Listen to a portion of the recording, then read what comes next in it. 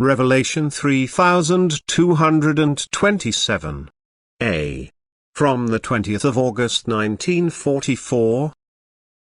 Law, justice, races, nations.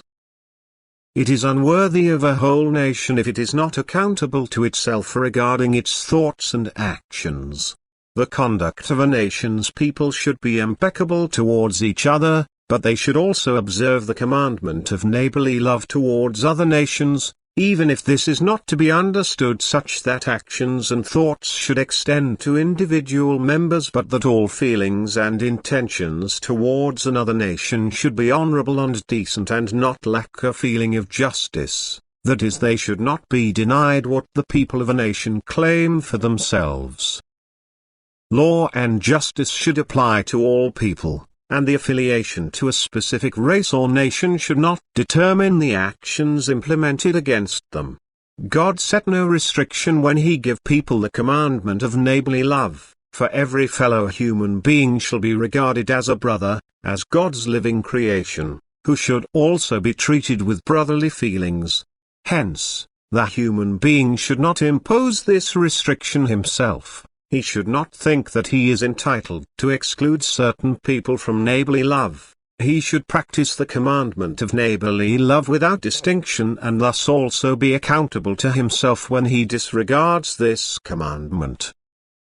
And therefore he must be clear about his thoughts and actions as to how far they correspond to the divine commandments.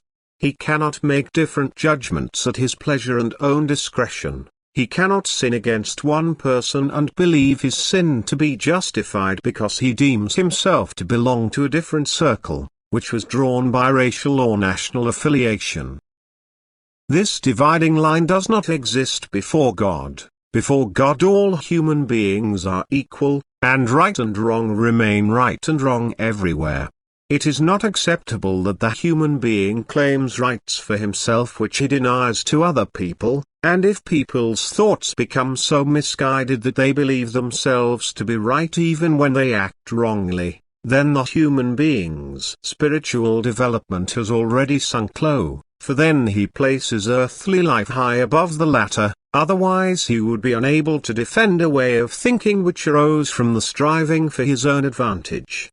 Anything a human being requires for himself he must inevitably also grant to his fellow human being, and he should never ever set up his own laws if he does not want to fear that he will not be considered by God in a way he would like, but that he will be measured by the same yardstick he measured himself.